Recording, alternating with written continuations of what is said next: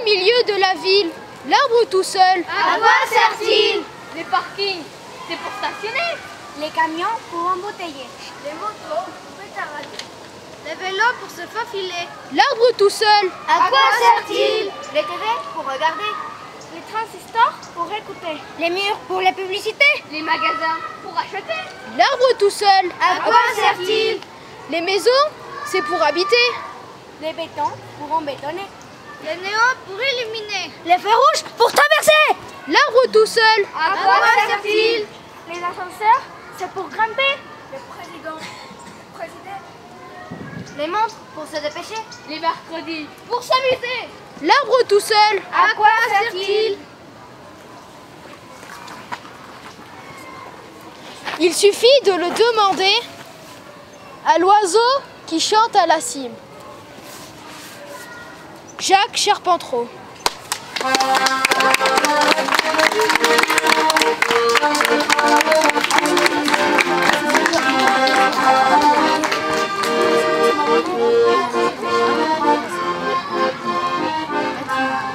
Il était une feuille. Il était une feuille avec ses lignes. Ligne de vie, Lignes de chant. ligne de cœur.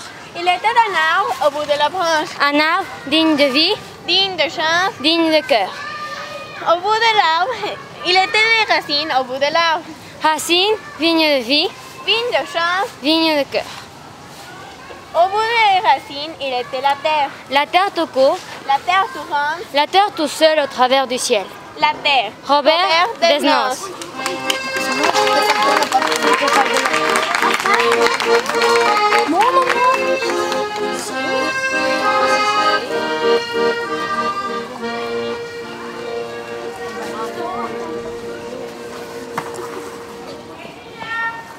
État d'arbre. Il y a bien longtemps, quand les hommes n'étaient pas encore des hommes, les arbres étaient déjà des arbres. Il leur fallait peu de choses pour se hisser vers la liberté d'un ciel pur. Ils avaient besoin d'eau, ils avaient besoin d'humus. La terre fut leur berceau, et ils grandirent, poussèrent et s'élevèrent pour aller chercher l'indispensable lumière. Et de rameaux en branches, et de bourgeons en feuilles, et de cellules en fibres. Ils respiraient au rythme des saisons. Ils étaient forts et fiers. Ils abritèrent les premiers hommes sans connaître le terrible danger qu'ils nourrissaient en leur sein. Et c'est cette terrible tragédie qu'ils vont maintenant vous conter, car aujourd'hui, le cœur des arbres est prisonnier du corps des hommes. Être un arbre.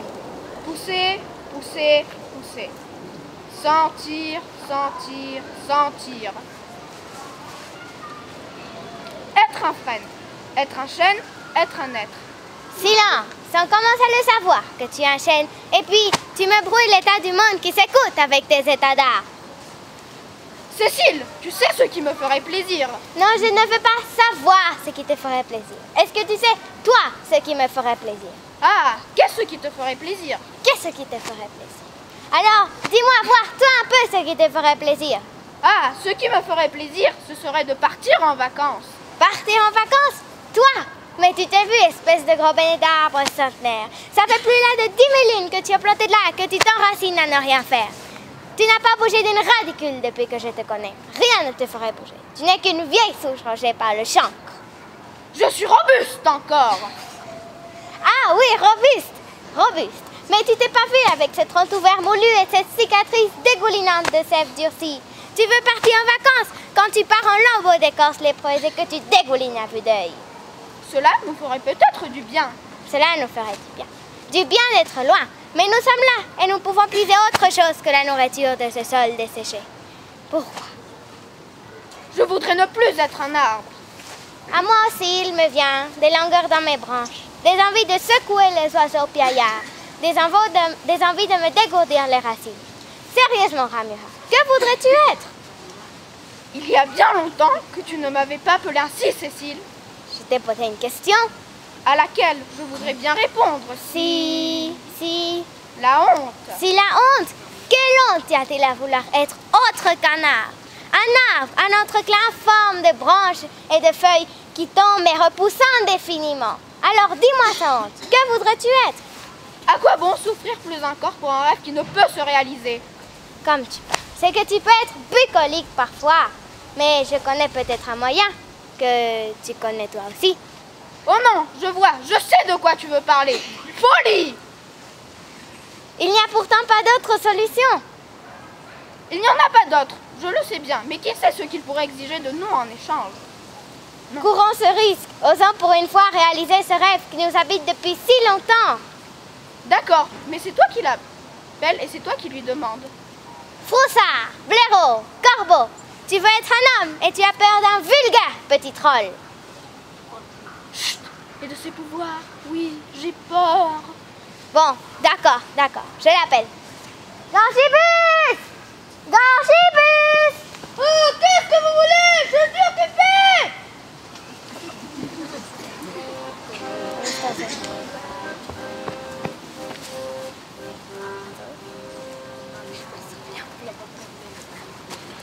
Jean-Paul Guinard.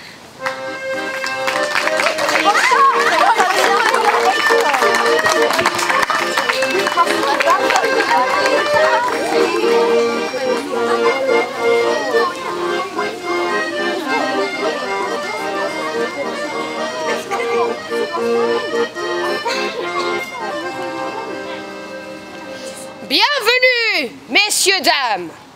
Aujourd'hui, nous allons nous présenter le concours poétique. Très bien.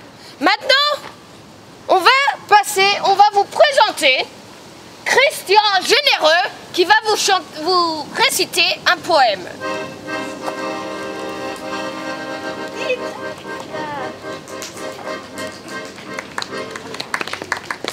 Écoute l'arbre, la feuille, la nature est une voix qui parle à qui se recueille et qui chante dans les bois.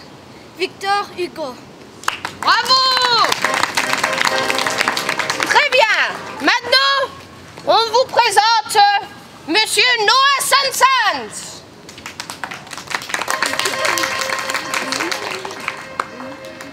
Dans la forêt chaud verrouillée, il n'en reste plus au rameau qu'une pauvre feuille oubliée, rien qu'une feuille et qu'un oiseau. L'oiseau s'en va, la feuille tombe, l'amour s'éteint, car c'est l'hiver. Petit oiseau, viens sur ma tombe, chantez quand l'arbre sera vert. Wouh! Bravo! Très bien. Maintenant, on vous présente Madame Danica.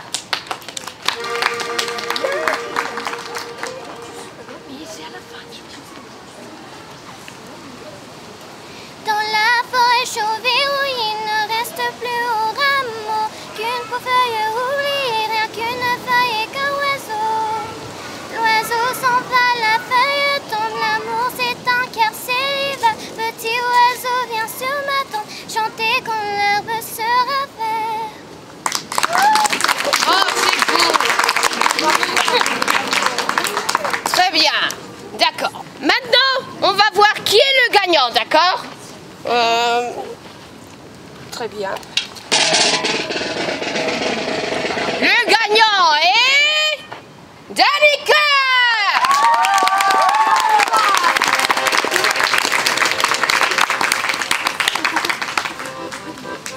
Merci.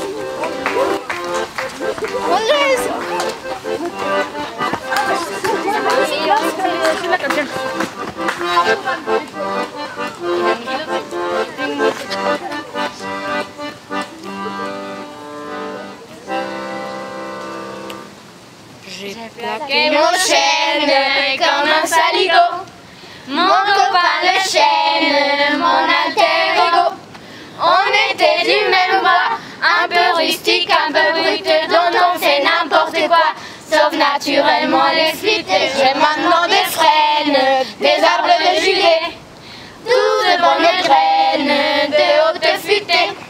Mais toi tu manques à l'appel, ma vieille branche de campagne, mon seul arbre de Noël, mon mât de cocagne. Auprès de mon arbre, je vivais heureux. J'aurais jamais dû m'éloigner de mon arbre. Auprès de mon arbre, je vivais heureux. J'aurais jamais dû le quitter des yeux. Mon arbre.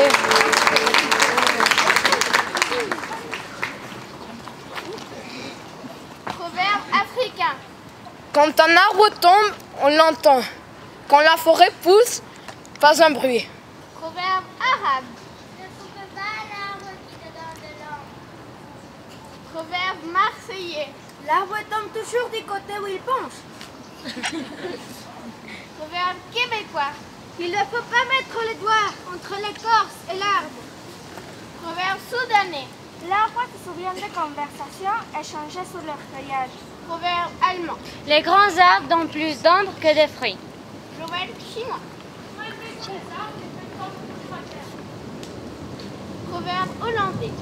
Plus petit est le bois, plus gros semble le lièvre. Proverbe alsacien. Proverbe arabe. L'arbre du silence porte les fruits de la paix. Proverbe chinois. Proverbe persan. On ne cueille pas le fruit du bonheur sur l'arbre de l'injustice. Proverbe corse.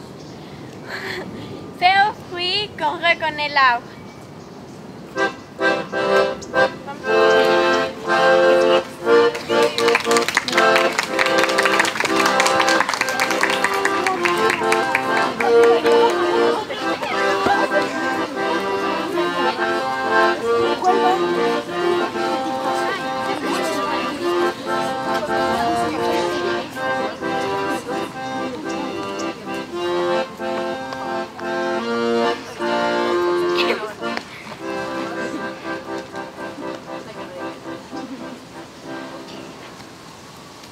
Chaque jour, j'apprenais quelque chose sur la planète, sur le départ, sur le voyage.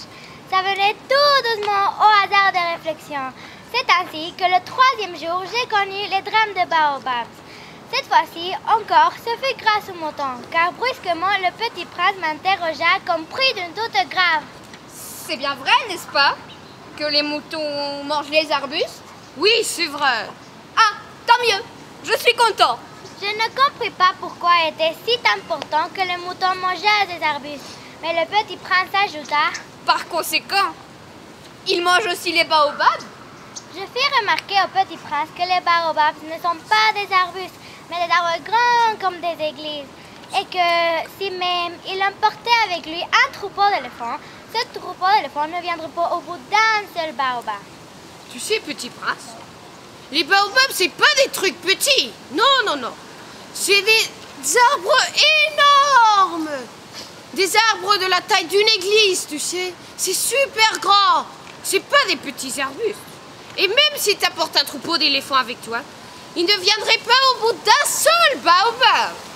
L'idée du troupeau d'éléphants fit rire le petit prince. Des éléphants!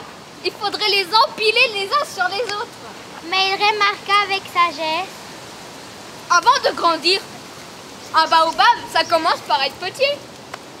Oui, c'est exact, mais pourquoi veux-tu que tes moutons mangent les petits baobabs? Il me répondit, Ben voyons! comme s'il s'agissait là d'une évidence. Et il me fallut un grand effort d'intelligence pour comprendre ce problème. En effet, sur la planète du Petit Prince, il y a comme sur toutes les planètes de bonnes herbes et de mauvaises herbes. Par conséquent, de bonnes graines et de mauvaises graines. S'il s'agit d'une brindille de radis ou de rosier, on peut les laisser pousser comme elle veut. Mais s'il s'agit d'une mauvaise plante, il faut arracher la plante aussitôt dès qu'on a su le reconnaître. Or, il y avait des graines terribles sur la planète du Petit Prince. C'étaient les graines de baobab. Le sol était infesté. Or, un baobab, si l'on s'y prend trop tard, on ne peut plus jamais s'en débarrasser. Il encombre la planète, il la perfore de racines. Et si la planète est trop petite, et si les baobabs sont très nombreux, ils la font éclater.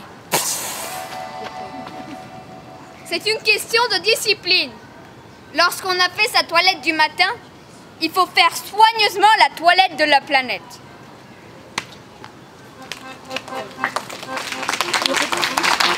Le petit prince. Ça, c'est vieux Péri. Merci. Merci. No, mira, mira con el micro.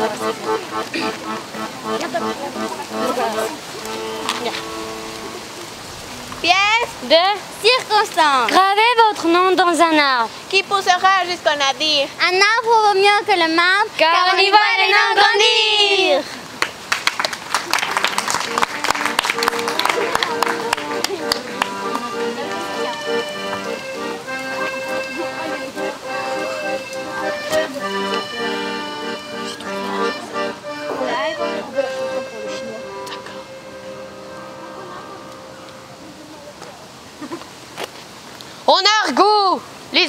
appelle les oreilles des feuilles.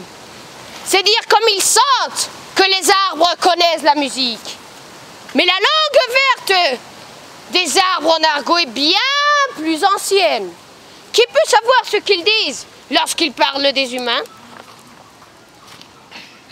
Les arbres parlent arbres, comme les enfants parlent enfants. Quand un enfant de femme et d'homme adresse la parole à un arbre, l'arbre répond, l'enfant entend.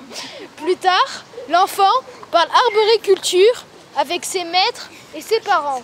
Il n'entend plus la voix des arbres, il n'entend plus leurs chansons dans le vent. Pourtant, parfois, un petit garçon pousse un cri de détresse dans un square de ciment armé d'herbes mortes et de terre souillée. Ah! Est-ce la tristesse d'être abandonné qui me fait crier au secours ou la crainte que vous m'oubliez? Arbre de ma jeunesse pour de vrai. Dans l'oasis de souvenirs, une source vient de jaillir. Est-ce pour me faire pleurer? J'étais si heureuse dans la foule verte de la forêt, avec la crainte de me perdre et la crainte de me retrouver. N'oubliez pas votre cher ami, arbre de ma forêt!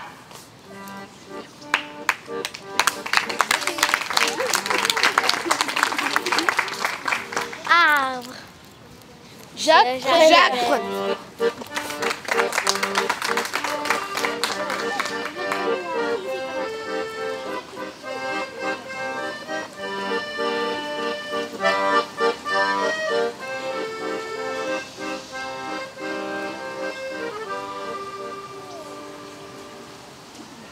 C'est après avoir traversé une plaine brûlée de soleil que je les rencontre. Ils ne demeurent pas au bord de la route à cause du bruit. Ils habitent les champs incultes, sur une source connue des oiseaux seuls. De loin, ils semblent impénétrables. Dès que j'approche, leur corps se détache. Ils m'accueillent avec sourire. Je peux me reposer, me réfléchir, mais je devine qu'ils nous observent et que c'est... Ils vivent en famille, les plus âgés au milieu et les petits, ceux dont les premières feuilles viennent de naître, un peu partout, sans jamais s'écarter. Ils mettent longtemps à mourir et ils gardent leur mort debout jusqu'à la chute en poussière. Ils gesticulent de colère si le vent s'essouffle à les déraciner. Ils se flattent de leurs longues branches pour s'assurer qu'ils sont tous là, comme les aveugles. Mais entre eux, aucune dispute. Ils ne murmurent que d'accord. Je sens qu'ils doivent être ma vraie famille. J'oublierai vite l'autre. Ces hommes m'adopteront peu à peu. Et pour le mériter, j'apprends ce qu'il faut savoir. Je sais déjà regarder les nuages qui passent. Je sais aussi rester en place. Et je sais presque me taire.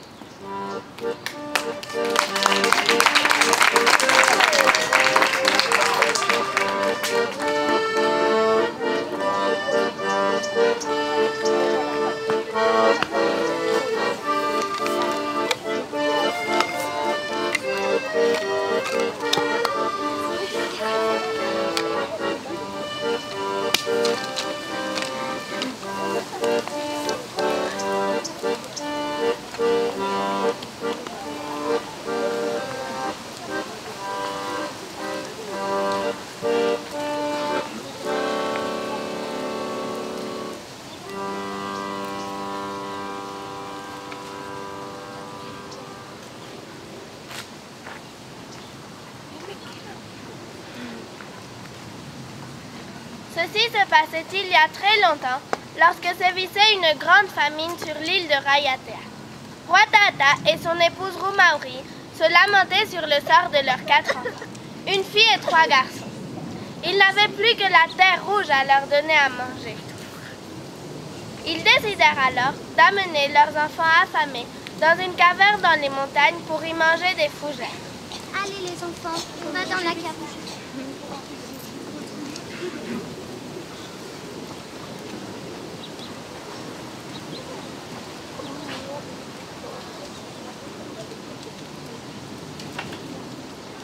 Un soir, Roi Tata dit à son épouse: Oh, Roumaouri, demain matin, tu te veilleras. Va dehors, tu verras mes mains qui seront des feuilles, mes bras et mon corps qui seront un tronc et des feuilles et des branches, et mon crâne qui sera un fruit rond. Roi Tata sortit et sa femme ne comprit pas ses paroles.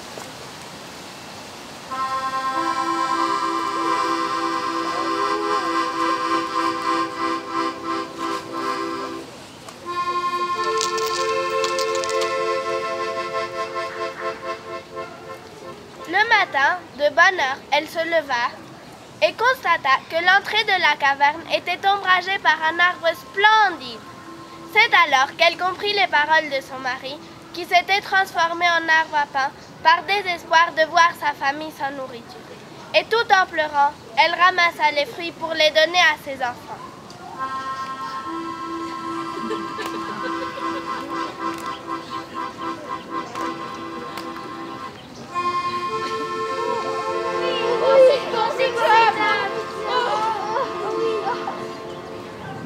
De cette vallée de Rayatea, appelée Toaourou, l'arbre se propagea rapidement et devint une inépuisable réserve pour toutes les îles.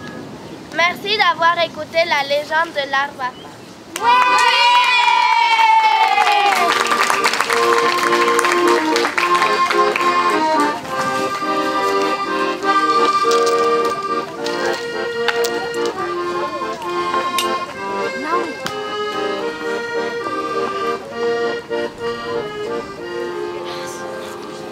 Bonjour, aujourd'hui on va vous conter l'histoire de Djeha et son palmier.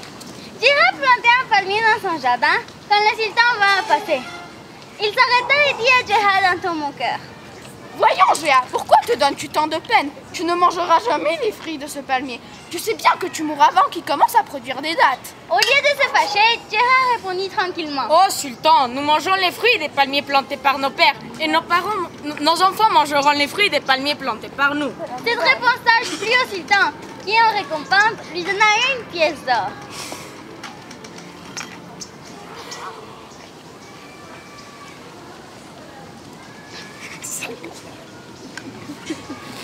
Oh, sultan, voyez comme ce palmier a donné rapidement des fruits. La remarque de Djeha fit rire le sultan, qui lui donna une deuxième pièce d'or.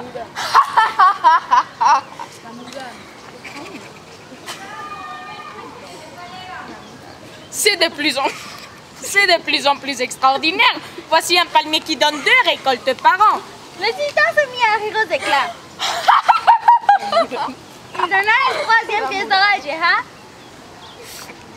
Et puis, il reprit son chemin.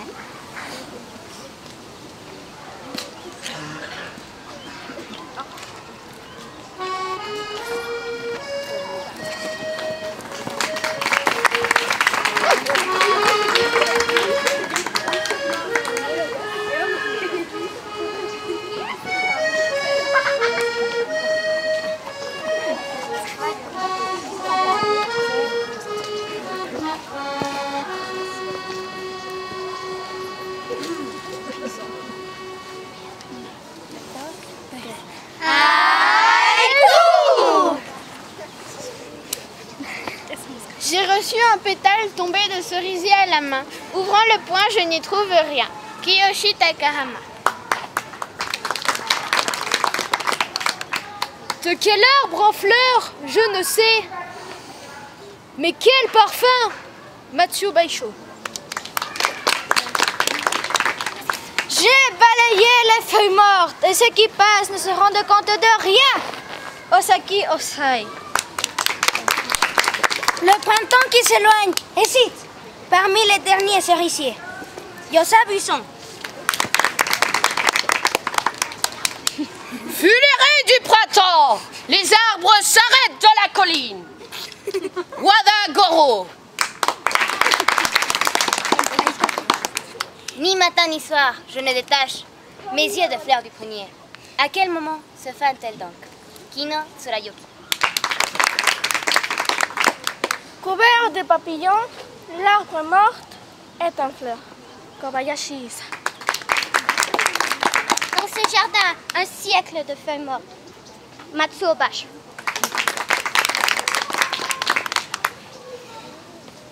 Le printemps reviendra. Sans fleurs, tu ne seras plus que voile de chauffage. Chiyoni. Suspendre la lune au pas, la décrocher, pour mieux la contempler. Tashibana Hukushi. Merci.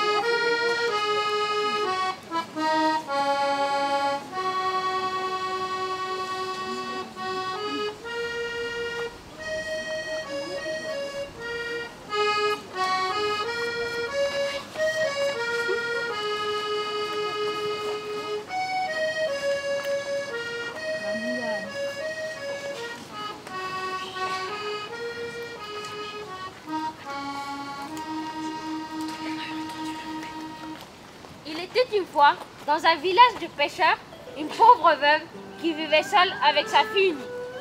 Lorsque le mari de la veuve vivait encore, toute la famille jouissait d'une vie heureuse dans l'abondance.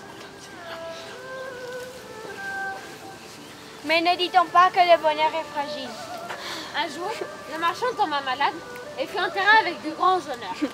La veuve resta seule avec sa fille et quitta la ville.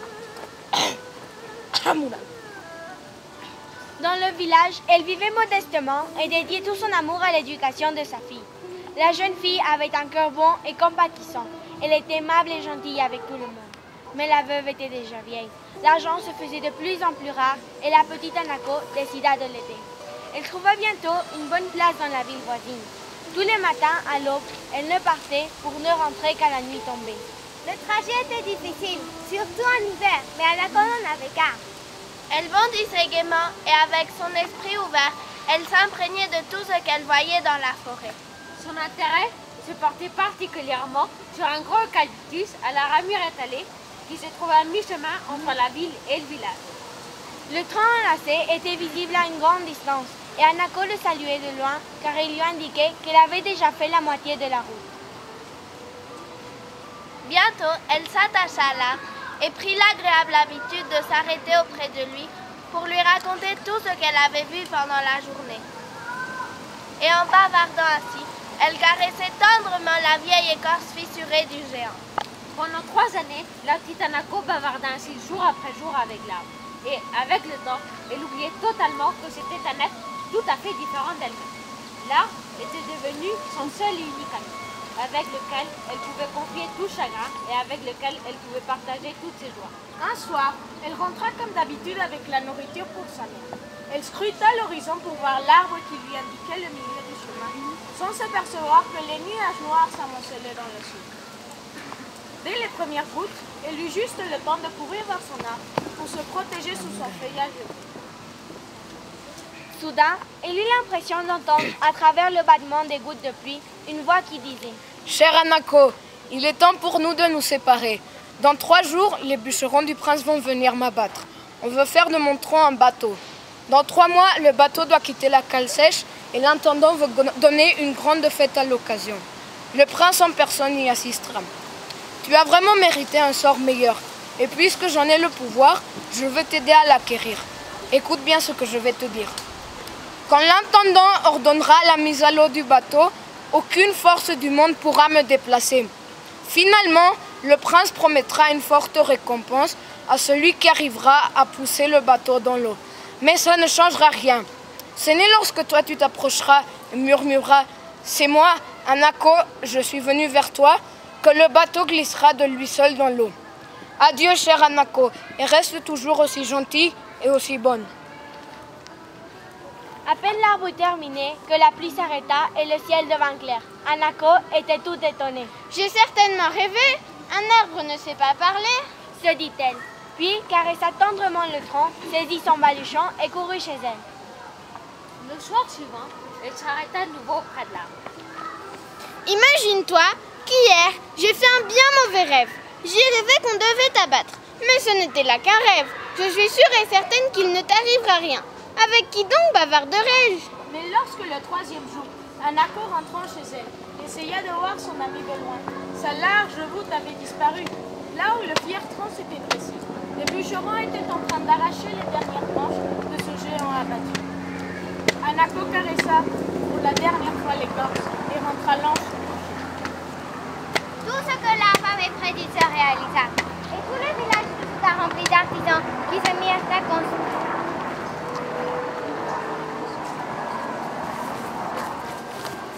Tout ce que l'arbre avait prédit se réalisa. Et tout le village fut soudain rempli d'artisans qui se mirent à construire un grand bateau. 3 mois précis s'étaient écoulés lorsque près d'eau se dressa un magnifique bateau, sentant le bois et le soleil.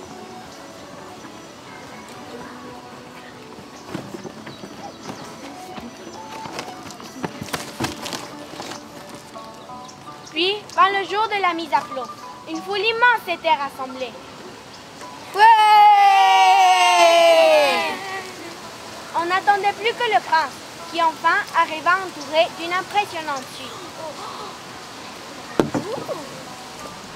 Non! Arigato! Mais qu'arrivait-il? Les ouvriers poussèrent de toutes leurs forces, mais le bateau resta majestueusement immobile. Le prince devint bleu de fureur. Quelle honte! Et ceci devant le peuple. Il avait beau crier, tempêter et inciter les ouvriers, rien n'y faisait. Le bateau ne bougeait pas d'un peu. Finalement, le prince fit annoncer qu'il accorderait une forte récompense à celui qui briserait l'ensorcellement et remettrait le bateau à flot. Et bien sûr, beaucoup d'hommes répondirent à l'annonce.